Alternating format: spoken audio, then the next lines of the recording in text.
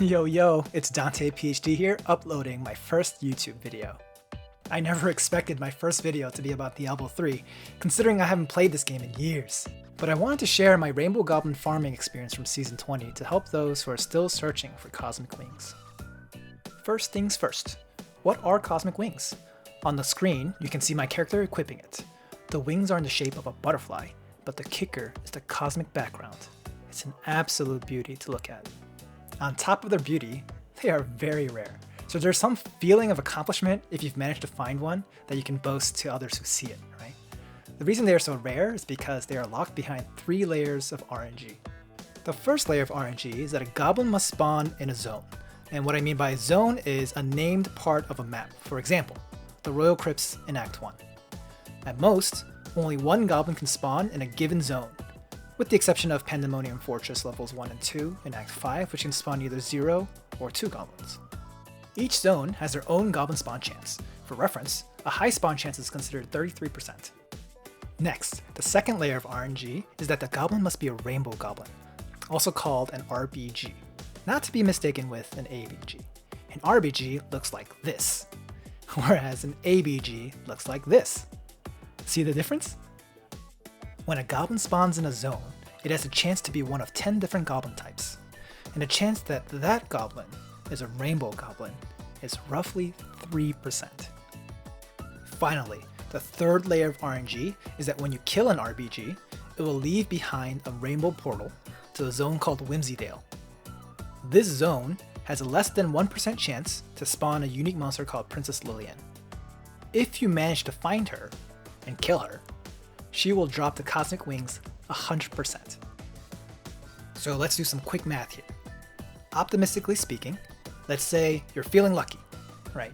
You zone into an area with a 33% goblin spawn rate, and you want to believe that Princess Lillian has a spawn rate of 1%. The chance that you will find a rainbow goblin in that zone is 33% multiplied by 3%. On top of that, you need to multiply another 1% for Lillian to spawn in Whimsydale. Altogether, that is 1 out of 10,000 chance to find Cosmic Wings in that zone. Personally, I had to farm more than 666 rainbow goblins to find Princess Lillian. Practically, it took me about 5 weeks of farming 10 hours a day, which accumulates to about 350 hours. Pragmatically, I decided to collect some data to help others farm rainbow goblins faster.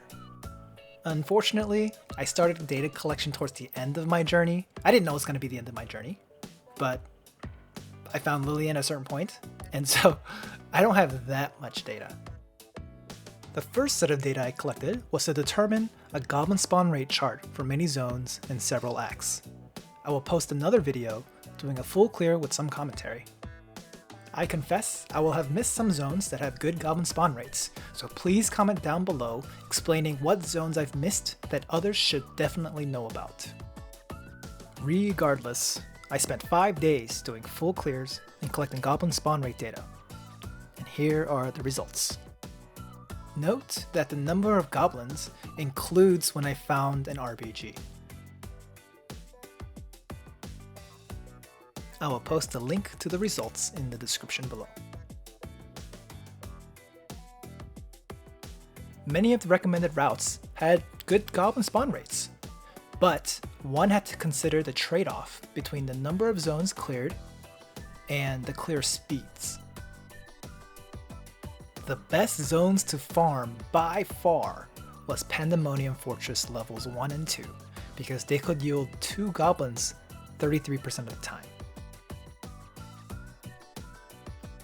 This led me to my next question. Was it better to clear a string of best zones, or clear the best zone over and over? Assuming the first dataset could be somewhat of a proxy for the string of best zones, I decided to collect a second dataset of just Panda 1 and 2. 1 eternity later. So, farming one area was making me go insane, and so I stopped after 1 day of farming, which is about 9 hours at roughly 40 runs per hour. And here are the results. You can see here that the RBG rate is still around 3%. These results suggest that maximizing your gobs per hour will net you more RBGs in a shorter amount of time. So how can you do this? So the first option is YOLO Solo. Basically, just do it by yourself, right? You can do whatever you want. You can do full clears. You can just search one area. You can go as fast as you want, as slow as you want, but you might go insane. So here's a second option. You can group farm. Basically, you have 4 members in the same game instance and full clear repeatedly over and over until you find an RBG. But this is still not the most efficient option. The most efficient option is solo group farm. Rather than having everyone in the same game instance, 4 people farm the most efficient zones solo, by themselves, until one finds an RBG. The one who found the RBG must not kill it before the other party members join the game, because if they do, your other party members will not be able to go into Whimsydale. I highly recommend increasing the game's difficulty to a level where you will not one-shot the RBG. Personally, I use Torment 1 with the Dash Monk build. So, when someone finds an RBG, that person should press escape immediately to pause the game. Then they should notify the others that they found an RBG. You can do this using the conversation tool. It's pretty neat. You can invite anyone you want and it acts as a group chat. When notified, the other members should exit their game and wait in the menu screen. You have to make sure all party members are part of their friend list and that quick join has been enabled. Then everyone can signal that they're ready, like typing R in the chat. Then the game can be unpaused and the members can quick join as soon as possible. The person watching the RBG should make sure that it doesn't escape by giving it gentle taps as needed whenever it's trying to jump into the portal. Assuming everyone is farming at the same efficiency, solo, the efficiency for finding RBGs will increase by 100% per person. However, be warned, because the efficiency could drop to 0% if a member is leeching, or doing other things like rifts, or spending too much time in town, etc. etc. Personally, I started my journey by forming group farms through a Rainbow Goblin Farm community group chat. We developed trust through the group farm. Then we gave solo group farm a try.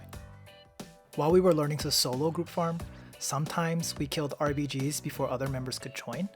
And so be sure to forgive each other and adapt and change the game's difficulty as needed. As the video is nearing its end, I'd like to leave you with a few tips. Number 1, I believe the most important thing in this journey is attitude. It's annoying when people complain all the time. It sucks the joy right out of you. I mean, there's nothing wrong with voicing frustration when it's been over like 125 goblins since your last RBG. It's a true story for me. But complaining too often will bring everyone's morale down. Furthermore, I would recommend trying to communicate respectfully to resolve disagreements. It's hard finding dedicated party members, and so it's in your best interest to keep the good ones. I've had plenty of farming arguments, and I can confess that I was in the wrong sometimes. That being said, you do not need to involve yourself with people who do not have the appropriate speed builds. For example, I've had barbs think that their Bull Kathos weapon set was enough for their Whirlwind speed build. Oh my gosh, I give you permission to block such people. You don't need to waste your time with them. The second most important thing is that make sure you get up and stretch. Change hotkeys, massage sore muscles, etc. etc. Take care of your ergonomics if you're farming for a long time. For example, my middle finger and forearm muscles were sore for so long because I would hold down my right mouse button really hard unconsciously, because that's what I had my dash on for a long time. Similarly, I previously had a speed barb. Same thing, I had Whirlwind on my right click, so I had to like massage my forearms like multiple times because like I was sore like every day. In addition, I changed my map hop key to C for my left hand because M was too far and it was causing pain in my wrists and my thumb. The third most important thing is to recognize that RNG is RNG. Some people will get their wings in under 100 runs, and some people may get them over 666 runs. I'm not salty, by the way. Some of your party members may get wings while farming solo when no one else is online. You say bitter farewells to them. That's it for this video.